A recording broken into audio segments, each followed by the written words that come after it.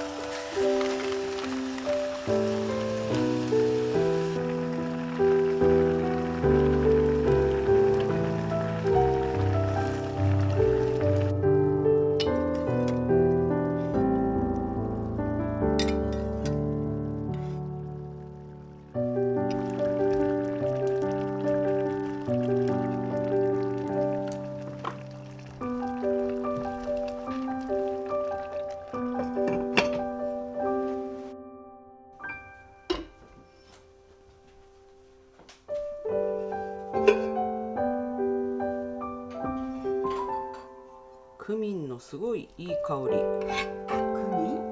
クミンだけ。珍しい。そう。よいし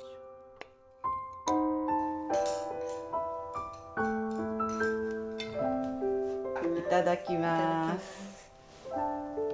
美味しそう。いい匂い。あ、これ。すだち入りのちょっとジンが入ってるお酒。美味しいでしょ。美味しい。間引き。間引きかぶ。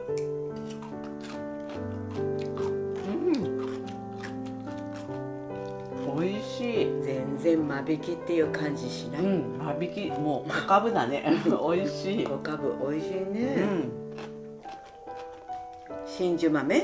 真珠豆と牛肉のすね肉。すね肉だけど結構足先に近いっていうか。真珠豆美味しい。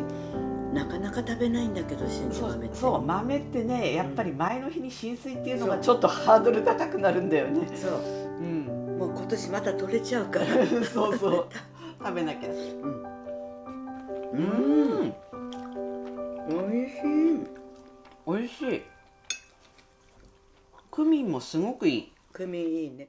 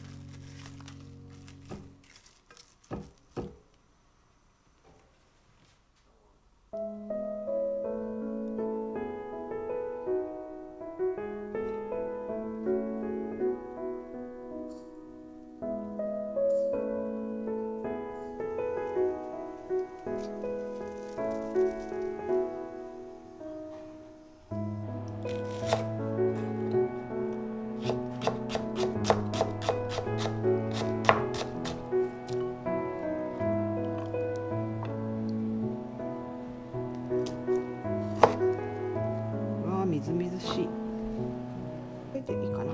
あ、わあ、柔らかい。すごい綺麗。うん、美味しそう。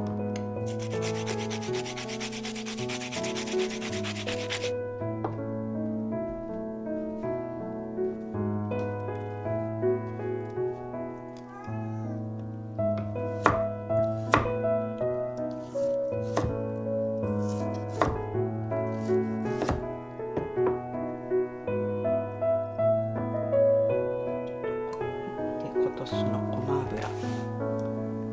うん、香りいい。ああ、綺麗だね、色。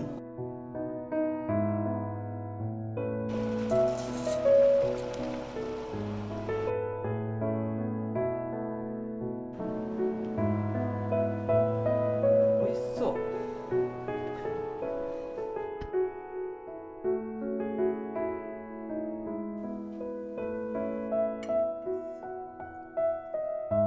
はい、いただきます。すだち絞る。うん、ああ、美味しすそう。だち絞って。よいしょ。美味しそう。美味しそう。このみりん干しは味がわかんないから、まずこれだけでちょっと食べてみようか。試食いただきます。美味しそうにできたよ。うん。